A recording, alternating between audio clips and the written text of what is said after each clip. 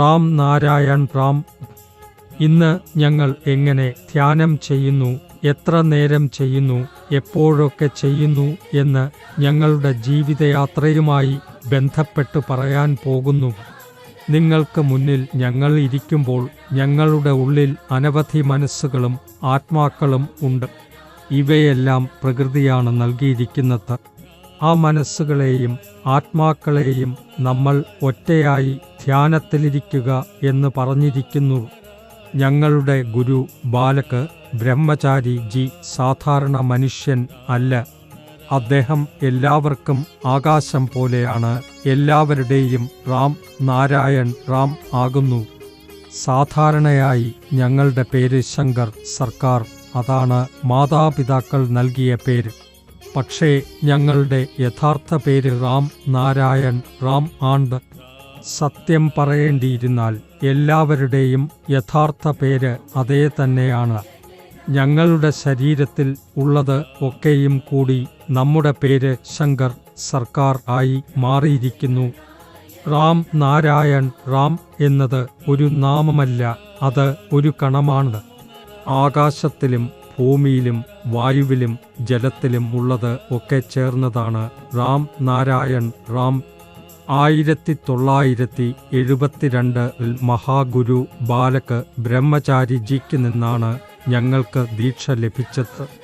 ഞങ്ങളുടെ ഒരു ബന്ധു നമ്മളെ അവിടെ കൊണ്ടുപോയിരുന്നു. ആദ്യമായി മഹാഗുരുവിനെ കണ്ടപ്പോൾ സാധാരണ മനുഷ്യരെ പോലെ കണ്ടു. കപടമായ സന്യാസി ശൈലി ഇല്ല, ജട ഇല്ല, ധോതി ഇല്ല, വളരെ ലളിതമായവൻ. എന്നാൽ അദ്ദേഹത്തിൻ്റെ മുഖത്ത് സൂര്യൻ്റെ പോലെ പ്രകാശം ഉണ്ടായിരുന്നു. അദ്ദേഹത്തെ കാണാൻ വലിയ ആളുകൾ ആൾറെഡി ക്യൂവിൽ നിന്നിരുന്നു. ഞങ്ങൾ അതിൻ്റെ ഏറ്റവും പിറകിൽ. അതിനിടെ ഒരു അത്ഭുതം സംഭവിച്ചു. ഒരു ശിഷ്യൻ വന്ന് ചോദിച്ചു, ഇവിടെ ശങ്കർ സർക്കാർ ആരാണ്? ഞങ്ങൾ ആദ്യം മൗനമായി. പിന്നെ അതേ ശിഷ്യൻ നേരിട്ട് ഞങ്ങളുടെ മുന്നിൽ വന്നു പറഞ്ഞു, മഹാഗുരു നിങ്ങളെ വിളിക്കുന്നു. പിന്നെ ഞങ്ങൾ അദ്ദേഹത്തെ കാണാൻ പോയി.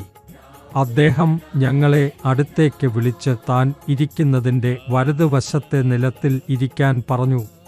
അപ്പോൾ ഞങ്ങളുടെ പ്രായം 22. അതുകൊണ്ട് ക്ഷമയും കുറവായിരുന്നു, പകച്ച മനസ്സും. ഗുരുജി 2 മണിക്കൂർ ഞങ്ങളെ അങ്ങനെ ഇരിക്കാൻ വെച്ചു. മറ്റു ആളുകൾക്ക് ദീക്ഷ നൽകുന്നിടത്തോളം ഞങ്ങൾ പലതവണ എഴുന്നേറ്റ് പോകാൻ ശ്രമിച്ചു. പക്ഷേ അദ്ദേഹത്തിൻ്റെ പ്രധാന ശിഷ്യൻ അതിനനുസരിച്ച് ഞങ്ങളെ ഇരിക്കാൻ നിർബന്ധിച്ചു. അവസാനത്തിൽ ഗുരുജി ഞങ്ങളെ ചേർത്ത് കെട്ടിപ്പിടിച്ചു. അപ്രകാരം ഒരിക്കൽ പോലും ഞങ്ങളുടെ പിതാവ് പോലും കെട്ടിപ്പിടിച്ചിട്ടില്ല. ആ നിമിഷത്തെ സ്നേഹവും സ്നേഹഭാവവും ഞങ്ങൾ മറക്കാനാകില്ല. അദ്ദേഹം ചോദിച്ചു, നീ എന്ത് ചെയ്യുന്നു? ഞങ്ങൾ പറഞ്ഞു, വ്യാപാരം. അപ്പോൾ മനസ്സിൽ തോന്നി, മറ്റു ഗുരുമാർ പോലെ പണമിനാശിച്ചവനല്ലേ ഇവനും എന്ന്.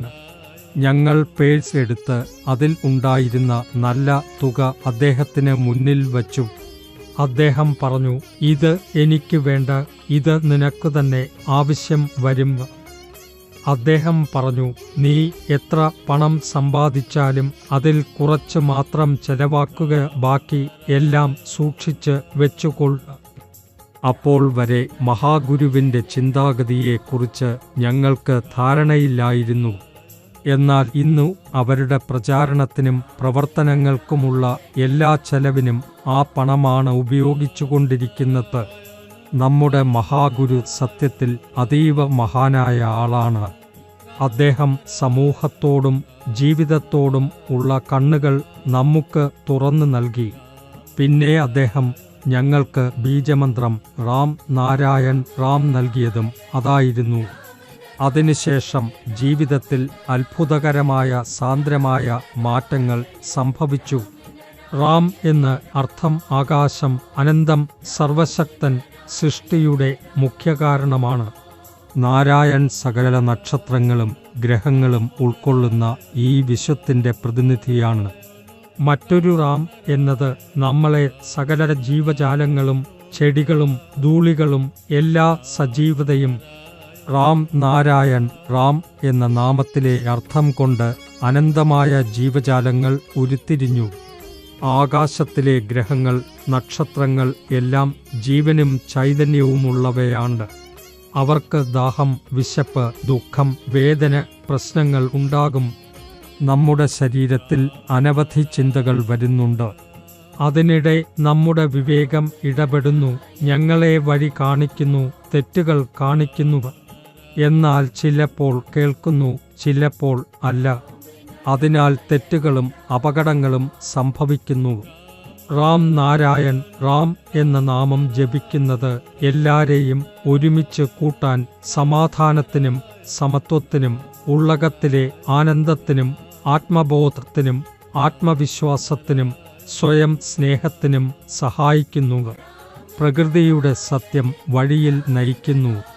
അതുകൊണ്ട് നിങ്ങൾ എല്ലാവരും ഈ ബീജമന്ത്രത്തോട് ഉടൻ ചേരുക. നിങ്ങളുടെ ജീവിതം അഴക്കി മാറ്റുക.